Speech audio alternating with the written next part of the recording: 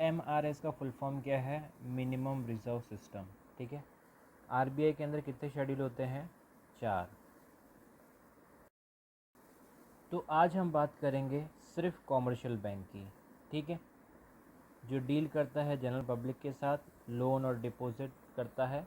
और commercial bank 4 type के होते हैं, पहला, दूसरा, तीसरा, चौथा। Public sector, private sector, RRB, foreign bank.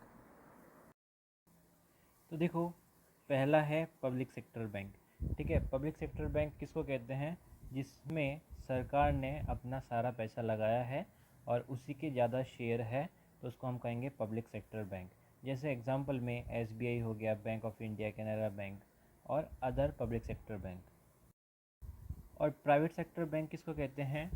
किसी प्राइवेट इंडिविजुअल ने, मतलब किसी एक इंसान ने पूरे पैसे लगा के उसको बनाया है। ठीक है, तो उसको हम कहेंगे प्राइवेट सेक्टर बैंक। जैसे एग्जांपल में ICICI, एक्सिस, SDFC और बहुत सारे बैंक हैं। ये है हमारे सारे सरकारी बैंक। ठीक है, यहाँ से लेके यहाँ तक 12 बैंक। ठीक है, इनके हेडक्वार्टर देख लेना। ठीक है, और ये है हमारे प्राइवेट सेक्टर बैंक। ठीक है, यहाँ से लेके यहाँ तक इतने सारे।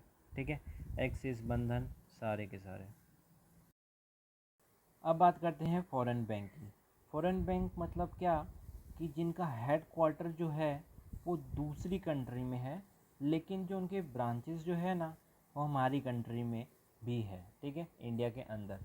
जैसे एग्जांपल में HSB, सिटी बैंक या स्टैंडर्ड चार्टर्ड बैंक और भी बहुत सारी है जो हमारे इंडिया में है। ठीक है, उनके ब्रांचेस। तो देखो, हमने पढ़ लिया public sector bank, private bank, foreign bank, RRB next chapter में पढ़ेंगे। अब पांचवा आता है हमारा डिफरेंशिएट बैंक। इसका मतलब क्या होता है? कि वो बैंक जो परफॉर्म करती है लिमिटेड एक्टिविटीज़। ठीक है, क्योंकि उनके बहुत सारे रेस्ट्रिक्शन होते हैं इसलिए। ठीक है, वो थोड़ी ही एक्टिविटीज़ करती है। जैसे एग्जांपल स्मॉल फाइनेंस बैंक हो गया, पेमेंट बैंक हो गया। ये हमारा क्वेश्चन है, foreign bank work under which act in India? Foreign bank कौन से एक्ट में काम करती है? तो वो काम करती है banking regulation act 1949, option C. ये हमारा क्वेश्चन है, कह रहे हैं कि कॉमर्शियल बैंक का डेफिनेशन क्या है? A bank that accept deposit also provide account checking service, option D. ये हमारा क्वेश्चन है, what is the main factor that differentiate schedule bank from non schedule bank? कि शेड्यूल और नॉन शेड्यूल का difference कैसे हमें पता चलेगा? तो option C, regulatory compliance with the RBI। ठीक है, कि RBI के साथ कौन कौन से फंक्शंस है और रेगुलेशंस है, उससे पता चल जाएगा। ये हमारा क्वेश्चन है, कौन से बैंक को हम नॉन शेड्यूल बैंक कहेंगे? ठीक है, तो option D, local area bank. ये हमारा क्वेश्चन है, बैंकिंग रेगुलेशन एक्ट 1949 के तहत पेमेंट बैंक को लाइसेंस कौन से सेक्शन ने दिया? Section 22, option B.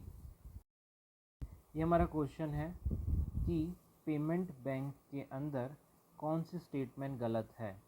तो option A, the payment bank can give credit loans and credit card, ये गलत है। ठीक है, तो ऑप्शन ए हमारा आंसर। ये हमारा क्वेश्चन है, स्मॉल फाइनेंस बैंक में कौन सा स्टेटमेंट सही है? तो पहला भी सही है, दूसरा भी सही है, तीसरा भी सही है। तो ऑप्शन डी 1, 2, 3। ये हमारा क्वेश्चन है, स्मॉल फाइनेंस बैंक को खोलने के लिए कितना मिनिमम कैपिटल चाहिए? Option A 200 crore. ये हमारा क्वेश्चन है, पेमेंट बैंक की स्टेटमेंट में कौन सा गलत है?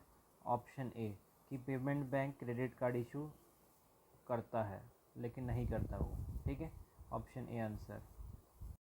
ये हमारा क्वेश्चन है, कौन सा स्टेटमेंट सही है स्मॉल और पेमेंट बैंक के लिए? ठीक है, तो ये गलत है, ये गलत है, यही सही है। ठीक है, 200 करोड़ की ज़रूरत पड़ती है जब वो खोलते हैं तो। ठीक है। ठीक है, ऑप्शन सी थर्ड।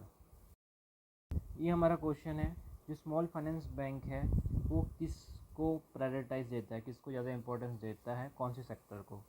तो वो देता है micro small and medium enterprise को, एमएसएमई को ज़्यादा फोकस करता है, ऑप्शन डी।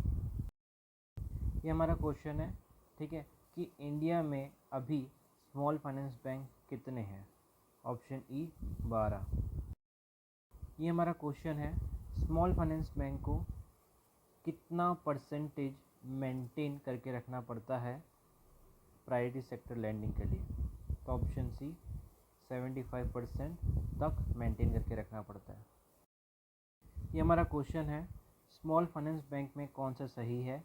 तो पहला ही सही है, दूसरा गलत है, तीसरा गलत है, ठीक है। तो ऑप्शन ए ओनली वन।